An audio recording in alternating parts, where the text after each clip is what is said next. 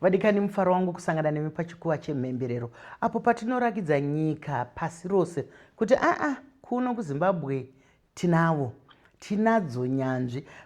Panouya nyanzvi dzinobva mundima dzakasiyana-siyana nekuti tinoziva kuti mabasa mazuvano kufamba mundima dzakasiyana-siyana. Asi hatigoni kutangisa chikamu chino tisina kutenda vakotsveri vedu vedandemutande.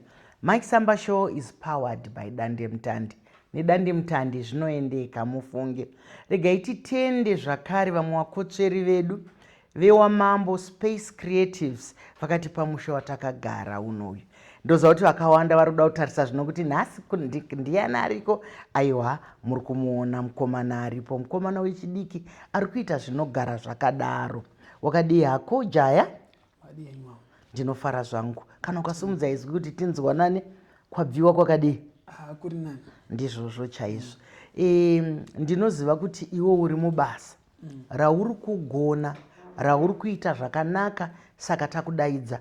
Kune vamwe vanoita basa seraunoita iroro, asi tinenge tisina kuvapemberera nekuti havasati vasvika pachikero chatiri kuona kuti uri kunanavarira kuti usvike pachiri. Ndingade kuti uzvisume kunyika kuti unonzani, asi ndoziva kuti mazita anowanda mamwe chaiwo chaiwo, mamwe emadunhurirwa. Iwe unonzani kana wakuzvisuma kunyika? Ndotanga nezita rangu rekuberekwa. Zita rangu rekuberekwa ndonzi Ngoni Dzashe Murwira. Une zita rakanaka, Ngoni Dzashe. Haikona Ngoni Dzasekuru. Asi stage name rangu randoshandisa ndonzi KB. KB. Zvichimirirei? Kana zvinongokwana zvakadaro? Zvongokwana zvakadaro. Aiwa, ndizvozvo. Zviri nyore kuzotaura kuti KB pane kuzoita mutorododo. Aiwa, ndinokutenda nokukuchingamidza kunge uri panapa. Ndinonzwa kuti uri producer anobika mumhanzo. Unoziva vanhu vakawanda havanyatsoziva musiyano wekuti kana munhu anzi producer wemusic kana kuti anzi ndiye musician anoimba zvinosiyana papi. Imbotipakurira tinzwe kusiyana kwazvo. Kana uri producer, tombotanga neuproducer, unoitei? Ini ndogadzira music like from handiimbe asi ndogadzira vanoimba music. Ndazvako mberi unyatsotsanangura uchidaidemura kuti pakugadzira pacho unogadzira sei, zvinofamba sei, unozviita sei? Tsanangura zvako wakasununguka. Inini maitiro andoita pakugadzira music as a producer, ndotanga nekugadzira beat rekuti artist aimbe, then artist anozoimba pabeat rake tagadzira iroro, then tozova tine song. Anenge azouya nerwiyo ndiani? Ini ndinobvunza ndichimirirawo vasinganzwisise. Ini kunyange ndichizviziva zvamunoita, asi kune umwe ari kunyatsotarisa kuti kana uyu agadzira uyu rwiyo rwozonzi nderwakundai, zvinenge zvazofamba sei? Handi kazhinji kacho artist ndianouya nerwiyo. Kundai anouya, tombomuti Kundai. Kundai anouya nerwiyo rwake otaura kuti inini ndoda kuimba pamusoro pekunaya kwemvura, okupa izvozvo. Anongonondiimbira kana pane yatinoti chorus, ndo yekuti inodzoka twice pasong. Saka ndo yanongonouya ondiimbira, ndonzwa kuti ndokwanisa kugadzira zvakaita sei, zvichienderana nemaimbiro ari kuita. Ndizvozvo chaizvo. Asi kana ngatimboti angouya kwauri kuti ndiri kukumbira kuti KB undigadzirirewo rwiyo, unogona here kuzvisumudza kubvira pasina kana kawambonzi de kuimbirwa? Zvinoitika. Tinotogadzira, ndototsvaga something chekutoti tigadzire chiri relatable from zvaanenge achida, because akauya asina nziyo totsvaga like kuti totanga kudiscuss togadzira zvakaita sei. Totogadzirawo heartbreak song, takufanira kugadzira zvinoenderana nekurwadza kwemunhu arambwa, kana kuti acharambwa. Aiwa, wanyatsozvijekesa zvakanaka, wanyatsozvidedemura zvakanaka. Tinoona kuti kana nziyo idzodzi dzakuzobuda, mukurumbira wakakura unoenda kumuimbi. Hatinyanyonzwa nezvemaproducer. Sei mimi makatinyararei? muri imimi munenge matsvaga mabhitsi, matsvaga izvi, maita izvi, ndimwe munoita kunge maumba hari yacho yese.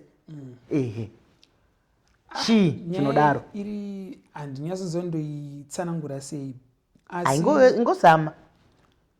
asi I feel like maartist ndo vane inonzi image, ndo vari kuimba ende ndo vachienda pamberi pevanhu vachaimba masong pamberi pevanhu. Saisusu sevanhu vanogadzira music, ndofunga kuti kuzikanwa tokonnoda kuzikanwa, but more credit inofanira kuenda kuna artists, nokuti ndiye anenge auya nemuono wake, ndiye anenge auya nezvaari kuda, imi mozongokwenenzvera.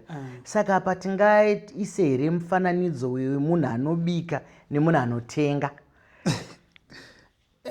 Tingaite here izvozvo naKB, kuti munhu anotenga kaauya nekanyama, auya nemadomasi, auya nekahanyanisi, auya netumaspice netumafuta nezvese, uchipa uyu obika. Nokuti nemiwo muri kutobika. Handizivi kuti iguwa here kana kuti runyere kupi. Ndakanzwa kuti newe unoimba zvakare. Ichokwadi here kana kuti uri kuda kupinda mundima dzokuimba idzi?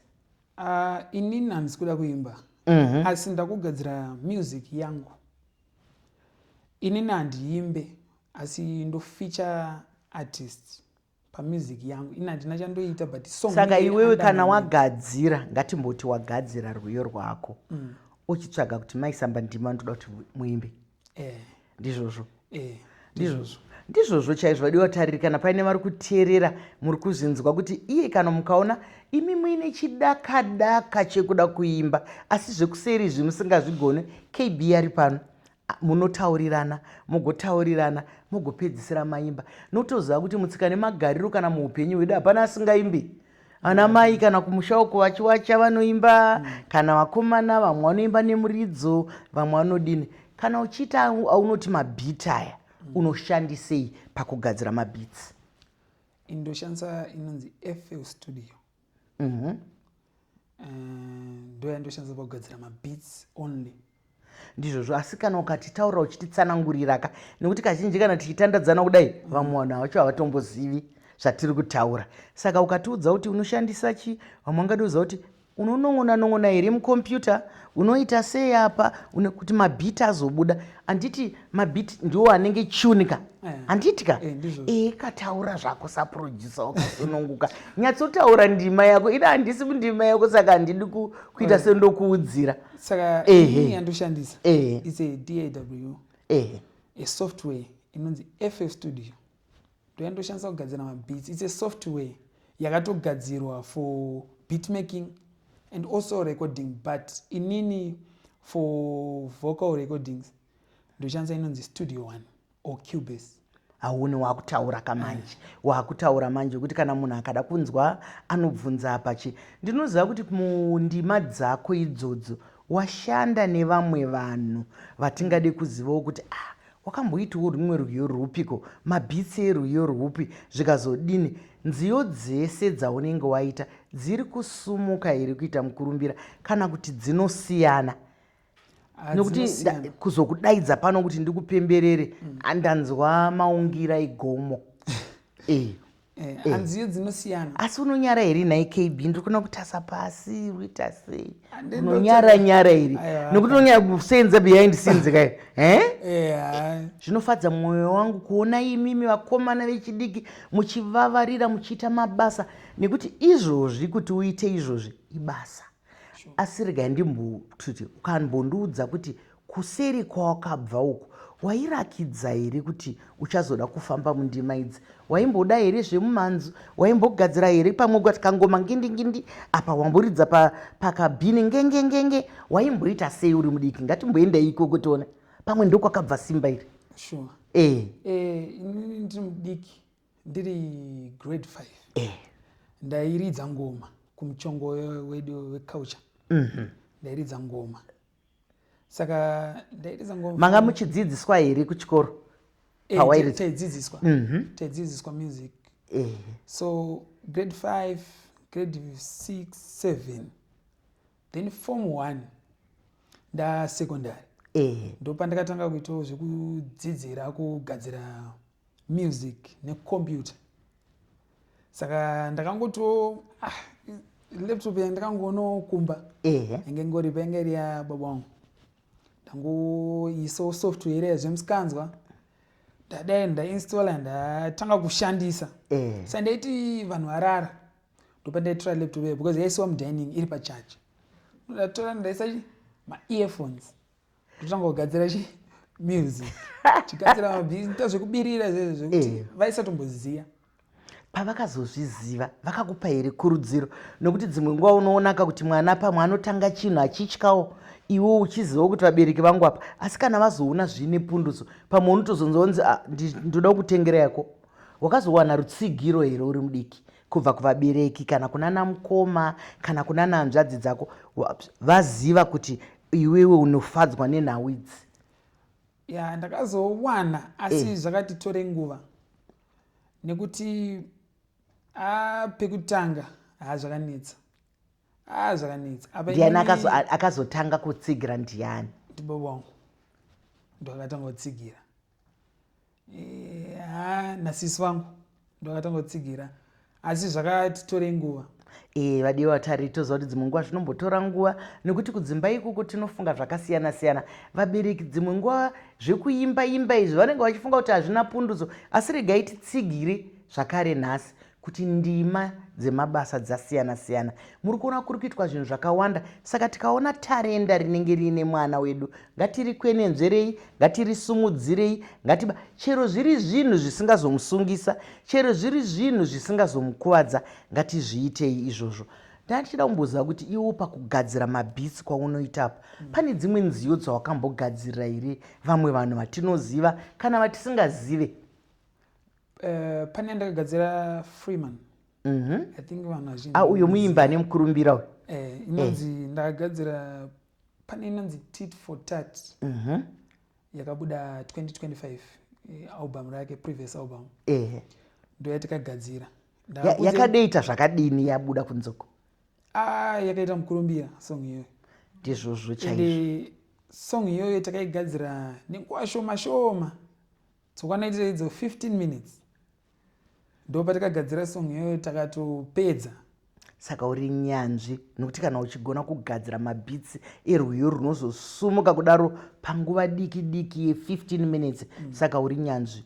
Ishuviro yangu yekuti urambe uchingoita zvakanaka zvauri kuita. Ndiri kuona kuti hausi kuzeza pakupinda mundima yako, nokuti kana uchitaura nevaimbi vari mundima idzi kare, nokuti vazhinji vacho vamwe vanotangira kumashure vachiti dambotsvagowa mwafana vasati vamboita. Mumwe ndiani? Ameno ungatipe vaviri vatatu? Amen. Pana SQ, pana Nati O, pana Tamimoyo. Inga uri chibaba handiti zvamunotaura mazano. Vakati wandi pana anonzi Nashizim, pana Shasho.